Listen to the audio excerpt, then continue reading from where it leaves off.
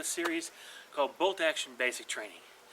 In this series of videos, we're going to actually teach you how to play bolt action.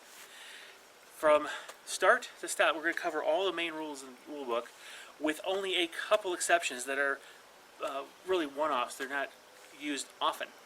But we're going to touch on a lot of the rules, I'd say about 95% or more of them, and you'll be able to be playing bolt action like a pro after the first basically 8 videos after this one. Okay, maybe not like a pro, but at least you'll be able to be comfortable playing it, because we're going to go over in a structured way to kind of learn the basics and then add to it. So, let's kind of start with what is this whole thing, bolt action. For those of you, again, this whole video series is designed for those who are interested in bolt action or interested in learning it. So they've just started and want to learn it. There's no place that we found on the internet, my friends and I, where a video series like this exists. So I'm going to be creating this one. This is Bolt Action 2nd Edition. If Bolt Action 3rd Edition comes out, we're going to redo this whole series for 3rd Edition. Not that there is one coming out or anything. I'm just saying this is something I think is important because it's a simple game, relatively speaking, but it looks daunting because of the variety of models available. Alright, so let's kind of talk about bolt action. What is it? We're talking World War II, and now Korea, soon to be out, actually probably out by the time this video is released. Small unit combat, basically platoon size or so. Very small engagements, short time frame, but it has a nice mix of infantry and artillery and basically all the things you've seen in an army you can put on the table.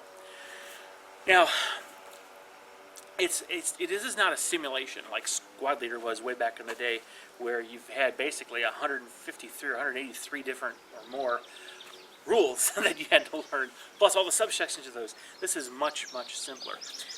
Our basic training manual looks daunting because it looks really thick, but really the rules cover a very small portion of the book.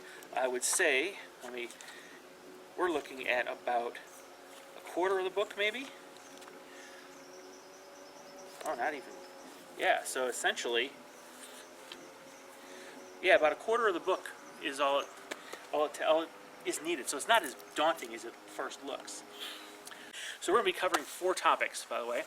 The first one is essentially infantry training. It's your basic small arms infantry engagement kind of stuff. It basically covers almost all the rules in bolt action. Then we're going to move on to essentially the special weapons kind of training, where we're going to introduce some of the special weapons available to infantry, as well as the use of transports. Now, the third video training exercise lesson we're going to have, I'm going to call the Combined Arms School. That's a fancy way of saying we're going to use infantry, tanks, and armored cars in combination. Learn how to build those in our list and how to use those effectively. What are the rules? So I shouldn't say necessarily how to use them effectively. You can check out my Academy and Tactica series for that. We're going to understand the rules for using vehicles, especially when they're in relationship with infantry. Okay? And then finally, the 4th video, I'm calling Artillery School. And that's where we're going to learn about all things artillery and high explosive. That's going to be a lot of fun, a lot of killing when it comes to the field exercise. So, stick with me throughout the series and you will go from knowing nothing about bolt action to learning how to play the game pretty much with all the rules. There will only be a couple rules that we may not actually be able to cover within the engagement or within the field exercises, because they come up so seldom, or they're very unique rules. Now, I might end up ending up with a 9th video in the series where I will actually cover those, kind of one-off rules, those special rules. Now, one thing we're not going to be covering, just so you know, we're not going to cover any of the special rules that are around the national traits. Each army in bolt action, each nationality, Germany, U.S., Polish, Italians, you name it, that country has a set of special national rules. These are not necessarily, matter of fact, they're not designed to balance anything. They're designed to reflect the nature or flavor of that particular army. In some cases, like in the Polish and French, a couple of their rules actually, are detrimental to them and give the opponent a slight advantage. However, in all cases, there are some that have positive benefits to the army. In some cases, like the Brits, the U.S., and the Germans, several of their national traits actually give them some extra advantages. So it doesn't unbalance the same game system. Matter of fact, as you play, you're going to see that those little national rules don't break anything. I will put a caveat in here. Remember that a player that really is trying to build an effective, strong list, he's going to use the combination of rules available to his nation and his army list to make the most effective, most dangerous army you come up with. So don't think that you're not going to run up to some of those really, really deadly combinations, because you will. But know that in large, Bolt Action has developed a system that is very, very balanced, in my opinion, compared to other games I've played. And it's kind of hard to send something so lopsided. You will find lists that are harder to deal with than others, but you will also realize that with a couple tweaks in your list, you'll be a little better off against them than you were the first time you faced them. So it's not as hopeless, and it's not as easy. As a matter of fact, it's very hard to pay to win in Bolt Action, okay? At least on a consistent basis. All right, so with that, we're going to kind of cover what do you need to start playing Bolt Action. It's actually pretty simple. You need the main rule book. Now, this is our infantry training manual, okay? Actually, it's our military training manual. Everything you need to know is in this book. Now, there is a smaller book that's available in like the Band of Brothers box set. That has all the rules as well. What it lacks that this has is essentially the 12 scenarios, and that's really don't need those. I mean, you can get a bunch of scenarios on the Warlord Games site. You can really, all you need to do is pick some objectives or just go kill points. You just make them up, your scenarios. You don't have to use them. But if you do have this, you've got 12 scenarios right in here. All right, so you'll have to have this book. Otherwise, you won't have the rules. Okay, you'll need those rules. All right, in addition to that, you will need some way to measure distances. You can use a tape measure, but you're really not going to need this a lot in movement. You're going to need a tape measure is your best bet, because though you're moving inches, 6 to 12 inches in most of the time, or in that range, when you're shooting, you're going to need those long range. And some of the guns have a 6-foot range on the table, so you're going to need to be able to measure across, and that's why you really do need a tape measure for that. Now, aside from that, really, you need a bunch of 6-sided dice. You don't need a slew of them. One brick is all you need. If I were to give you a suggestion of how many should I get, I would get, I don't know, maybe 14, 16 in that range, because of a typical full-size squad of a 10-man squad with a light machine gun, a submachine gun, a bunch of rifles, or maybe a couple assault rifles thrown in, you're not going to get many more than 14 dice.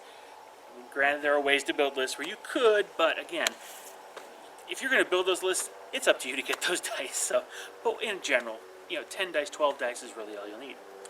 All right. Aside from that, there's a couple other things that you're going to need, and that is going to be a dice bag or a cup, because you're going to be pulling what are called order dice out of that cup randomly.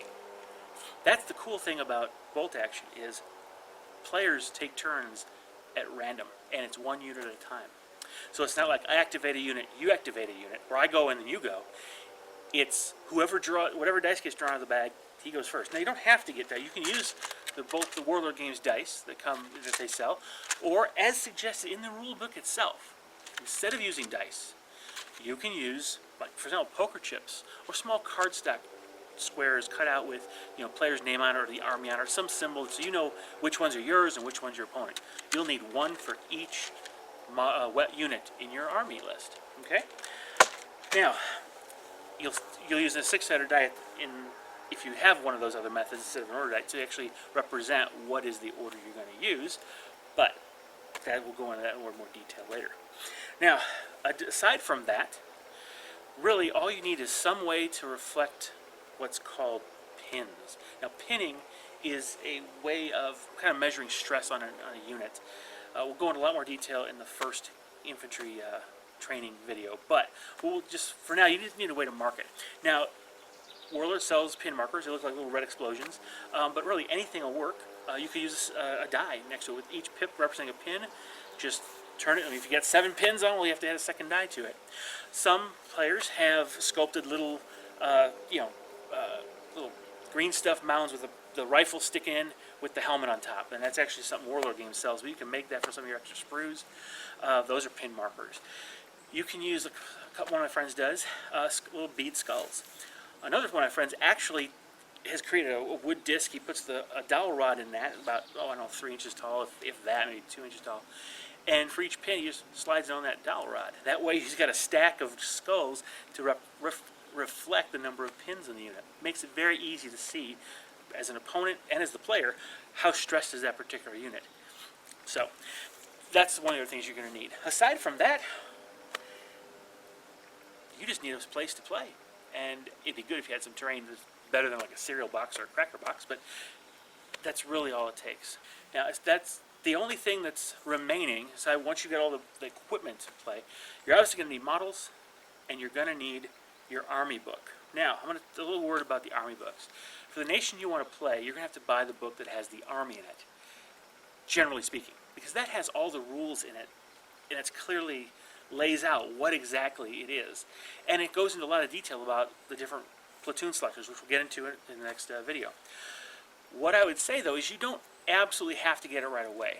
You will want to, but there's an easy way to get jumping right in, and that's to go to easyarmy.com.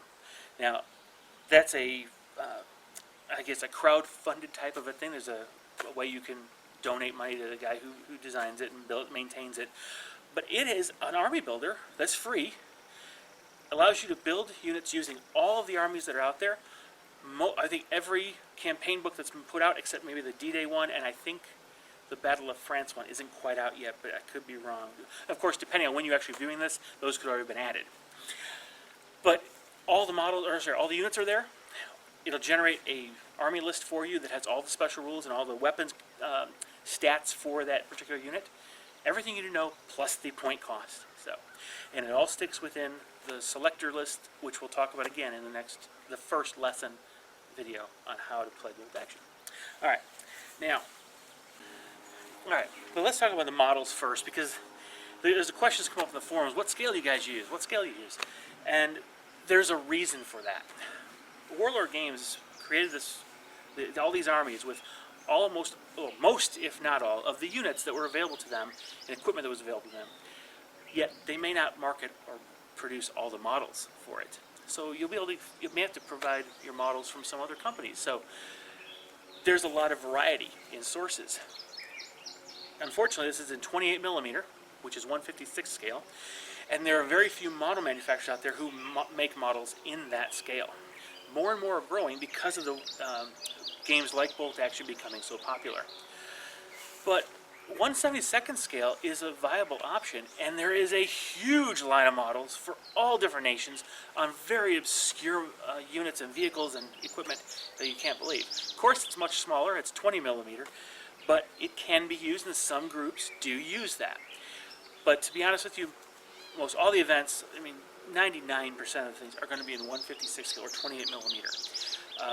You've got a choice in the suppliers, because Warlord's one of them, and by all means they have quite a nice selection. But Perry Miniatures, Rubicon are just some of them few. Honestly, some of the names escape me simply because there are so many. One just popped into my head because I'm actually looking at them, Cromlech Historicals for Polish early war stuff. It's just stuff like, there's just all these places where you can get models. So there's a lot of options, and it's okay. You don't have to have just Warlord Games models. In fact, on tournaments, there is no stipulation that all the models have to be Warlord or you can't play, unlike other games that we know about. So feel free to get the models you want to have for your army. Now, having said that, there are some conventions we're going to call them Warlord conventions, not Geneva Convention, but there's basically kind of the way to play. There's kind of 3 basic rules to consider. Number 1 is there is no pre-measuring before making a decision. You have to make a decision before you can put your tape measure or anything on the table that will give you a hint of how far something is. Now, if you're very observant, you can actually let your opponent measure for you. When it's their turn to activate a unit, you can pay attention when they measure range, to know whether or not, what that particular range is between the units. Just remember that so that you don't have to pre-measure, okay? Now, that's not cheating. That's just, how the game is played.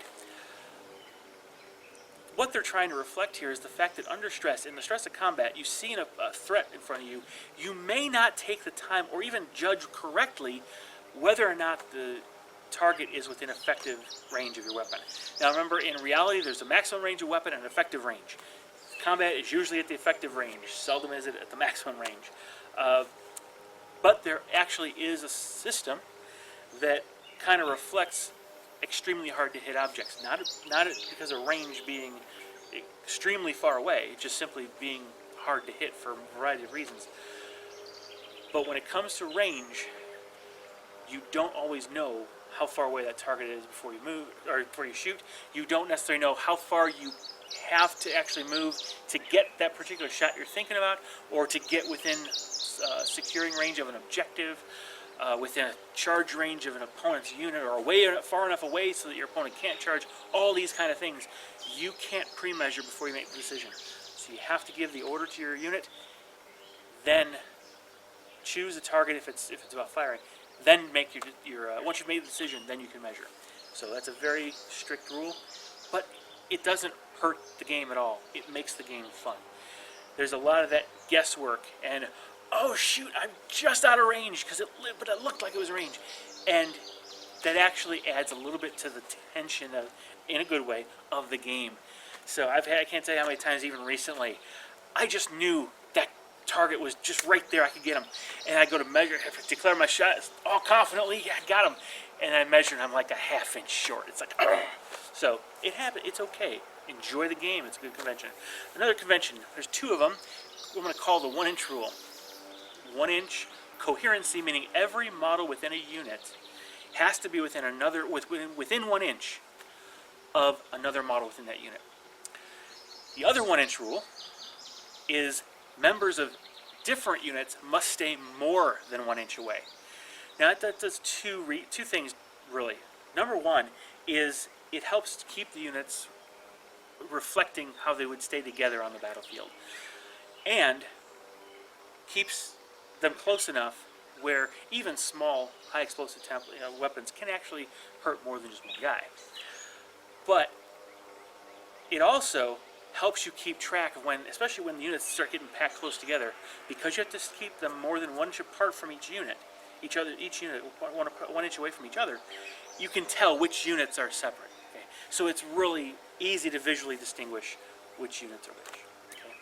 So we're going to cover a lot of that in more detail in the first video series, the first video lesson.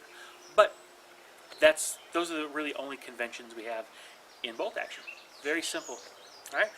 So with that, I'm going to leave you to hopefully move on to the next video, the very first lesson on infantry combat training, and we're going to learn the basics of the game and actually begin working through the rest of the rules. The way we're going to structure the next 8 videos is we're going to start with a kind of a brief classroom training session almost. It won't be lecture, but we'll start out here with a little bit of discussion about the rules and the concepts and what we're going to talk about, more of an introduction, a little more detailed introduction. Then we're actually go onto a table and kind of talk about, and I'll show you some of the mechanics, some of the rules, and some of the equipment and how it's used. Then, after that video, 1 per lesson, immediately after that classroom exercise, there's going to be a field exercise. And in that field exercise, you're going to have the chance to watch everything in that first lesson actually played out on the table. And in fact, you're going to be seeing it basically just as if it was you, because Dave, the opponent in the first two, my opponent in the first 2 videos, and is going to be playing his first 4 games of bolt action ever, and he's going through this series essentially. What I'm teaching you in these 4 sessions are the same things I taught him in the same order, and then we went into the field exercise to reinforce it. And you'll see how it all plays out, and I hope you're going to enjoy it. For those of you who are used to my battle reports, they're going to be very similar with one exception. They will be more wordy because I will be covering the rules that we had just learned in the classroom. We will cover them as the game progresses. So we'll be talking more about how did we come up with the cover save, how did we come up with the orders check, how did we come up with, and all those kind of things. Okay. So as the 4 field exercises progress, some of those basic rules I'll cover less and less, or I'll talk about less and less, and I'll be focusing the descriptions on the subjects of the classroom exercise we just finished. So I hope you'll enjoy it. Stick around. The battle reps should still be fun to watch, even though they are a little bit longer and more wordy, and you'll get to see a new player playing his first games. I think it's exciting. I had a lot of fun playing him, and my other friend had a lot of fun playing him, this new player as well. And my other friend, actually, he's relatively inexperienced with bolt action. He doesn't have a whole lot of games under his belt. He started kind of when the rest of us did, but he hasn't had a lot of practice. So was learning along kind of with him. So it was really good exercises. So have fun. Thanks for sticking with me through this series. Please share, like, subscribe, especially if you have a friend who may be interested in playing bolt action, who's curious about it, or if you want to get your buddies involved, send them over here. We'll teach them how to play it, and then you can go ahead and have fun. All right. Thanks for sticking with me. Click the bell button if you want to stay notified of when I put the next video up, and I'll see you in the next video. Bye-bye.